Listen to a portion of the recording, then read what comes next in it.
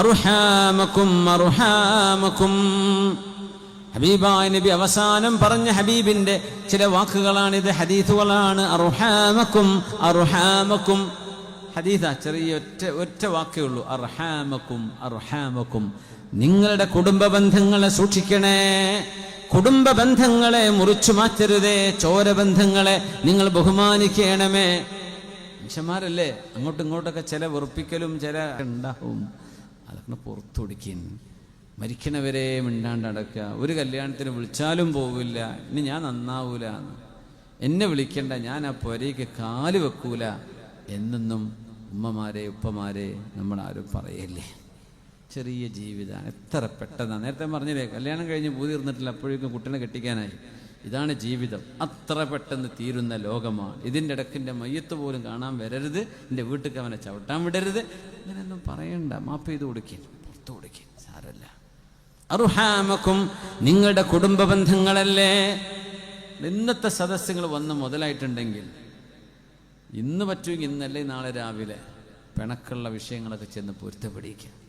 കാക്ക പൊരുത്തപ്പെട്ടേക്ക്, അനുജനെ മാപ്പുതാ, എളാപ്പയോട് മൂത്താപ്പയോട് മാപ്പ് ചോദിക്കുക, പൊരുത്തപ്പെടി. അമ്മായിയോട് എളാമ്മയോട് മൂത്തമ്മയോട് മാപ്പ് ചോദിച്ചാ കൊടുക്കണം. അങ്ങനെ എനിക്ക് പുറത്തു തരണം എന്ന് പറഞ്ഞാൽ ഞാൻ പുറത്തു തരില്ല എന്ന് പറയുന്നത് തെറ്റാണ്. അത് പലർക്കും അറിയില്ല. മാപ്പ് ചോദിച്ചാൽ ഞാൻ പൊരുത്തപ്പെടില്ല, അന്നേ പറഞ്ഞതല്ലേ, എൻ്റെ അടുത്തേക്ക് വരണ്ടെന്ന്, എന്തിനാ വന്ന്, അങ്ങനെയൊന്നും പറയരുത്. എന്നാ സാരല്ല, ഓക്കെ, ഞാൻ പൊരുത്തപ്പെട്ടു കൊടുക്കുക അള്ളാഹുവിന് വേണ്ടി. അലാ തുഹിബ്ബൂന അൻ യഗ്ഫിറല്ലാഹു ലക്കും. അള്ളാഹു നിങ്ങൾക്ക് മാപ്പ് തരാൻ നിങ്ങൾ ഇഷ്ടപ്പെടുന്നില്ലയോ? ഫഹൽ അസൈതും മിൻ തവല്ലൈതും അൻ തുഫ്സിദൂ ഫിൽ അർദ് വതുഖത്തിഉ അർഹാമക്കും. നിങ്ങളുടെ കുടുംബ ബന്ധങ്ങളെ നിങ്ങൾ മുറിച്ചു മാറ്റുകയും നാട്ടിൽ പ്രശ്നങ്ങൾ ഉണ്ടാക്കുകയും ചെയ്യുകയാണോ? അതാണോ നിങ്ങൾ ചെയ്യേണ്ടത്?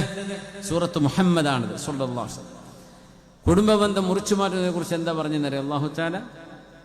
കുടുംബം, എളാപ്പയോടും വാപ്പാനോടും മിണ്ടാത്ത മക്കള്, ഉമ്മയോടും മിണ്ടാത്ത മക്കള്, ജ്യേഷ്ഠാനുജന്മാർ പരസ്പരം പിണങ്ങി നിൽക്കുന്നവര്, അല്ലാഹു ശപിച്ചവരാണവർ. അല്ലാഹ് എന്താ വേണ്ടത്? നാല് ശാപുണ്ടാവും. ഈ വെറുപ്പ് മനസ്സ് കൊണ്ടുനടക്കാൻ പാടില്ല. അത് പുറത്തു കൊടുക്കുക. അത് വലിയൊരു ക്വാളിറ്റിയാണ്. അത് എളുപ്പമല്ല കേട്ടോ. നിങ്ങൾ പുറത്തുടക്കിയെന്നൊക്കെ പറഞ്ഞാലും മുരരെ നിങ്ങൾ പോണവരെ ഞങ്ങൾ സഹിച്ചേക്കാം. നാളെ മുതൽ ഉംറക്ക് പോകുമ്പോണ്ടാ പരിപാടി. പൊരുത്തപ്പെടണേ, മുമ്പൊക്കെ നേരിട്ട് പോകും. ഇപ്പോൾ പിന്നെ ഇടയ്ക്ക് ഫോൺ വിളി, ഇപ്പം വാട്സപ്പിൽ കൂട്ട മെസ്സേജാ, ഞാൻ നാളെ പോവാണ്, ആരോടെ എന്ന് ചെയ്ത് പൊരുത്തപ്പെട്ടേക്ക്. അതൊന്നും പൊരുത്തപ്പെടിക്കലാവില്ല കേട്ടോ. ചെന്ന് ഓരോരുത്തരോട് ദുൽമ ചെയ്തിട്ടുണ്ടെങ്കിൽ ആ മനുഷ്യരോട് ചെന്ന് പൊരുത്തപ്പെടിക്കണം. അല്ലാതെ കോമൺ ആയിട്ട് പറയാണ്, കുഴപ്പമൊന്നുമില്ല. ഉംറ കഴിഞ്ഞിട്ട് കാണിച്ചു തരാമെന്നതിൻ്റെ അർത്ഥം. പോണവരെ അല്ലെ, ഹജ്ജ് കഴിഞ്ഞ് വന്നിട്ട് നമ്മൾ പഴയ പരിപാടിനെ തുടങ്ങും. അതുവരെ ഒന്ന് പൊരുത്തപ്പെട്ടേക്ക്. അങ്ങനെയല്ല വേണ്ടത്. ഉലൈക അല്ലദീന ലഅനഹുമുല്ലാഹ്. അല്ലാഹു ശപിച്ചവരാണ് കുടുംബ ബന്ധം മുറിക്കുന്നവര്, നാട്ടിൽ ഫിത്നയുണ്ടാക്കുന്നവര്. ഫഅസമ്മഹും, അവരൊന്നും ആര് പറഞ്ഞാലും നല്ലത് കേൾക്കാൻ അവരെ കൊണ്ട് കഴിയില്ല.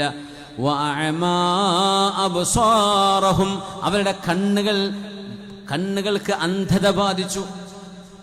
ഒരു നന്മയും ഇനി അവർ കാണില്ല. ആരോടാ ദേഷ്യം? അവരിൽ ഒരു നന്മയും കാണില്ല.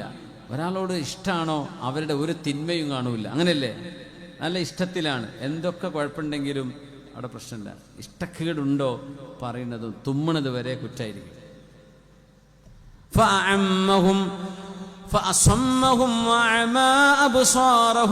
ഇതൊക്കെ പറഞ്ഞിട്ട് അല്ലാഹ് ചോദിക്കുകയാണ്, ഖുർആൻ നിങ്ങളോട് പറയുന്ന ഈ ആശയങ്ങൾ നിങ്ങൾ ചിന്തിക്കുന്നില്ലേ? നിങ്ങളോട് കുടുംബ ബന്ധം ചേർത്തണം എന്ന് പറയുമ്പോൾ നിങ്ങൾ എന്താണത് അനുസരിക്കാത്തത്? അം അലാ ഖുലൂബിൻ അഖ്ഫാലുഹാ, നിങ്ങളുടെ ഹൃദയങ്ങളും നിങ്ങളുടെ മൈൻഡുകളും പൂട്ടിയിരിക്കുകയാണോ? ഈ പറയുന്ന സത്യം എന്താ നിങ്ങൾ മനസ്സിലാക്കാത്തത്? ലാ യദ്ഖുലുൽ ജന്നത ഖാതിഉൻ, കുടുംബബന്ധം മുറിച്ച ആൾക്ക് സ്വർഗ്ഗം പ്രവേശനമില്ല എന്ന് മഹാനായ റസൂലുള്ളാഹി സ്വല്ലല്ലാഹു അലൈഹി വസല്ലം.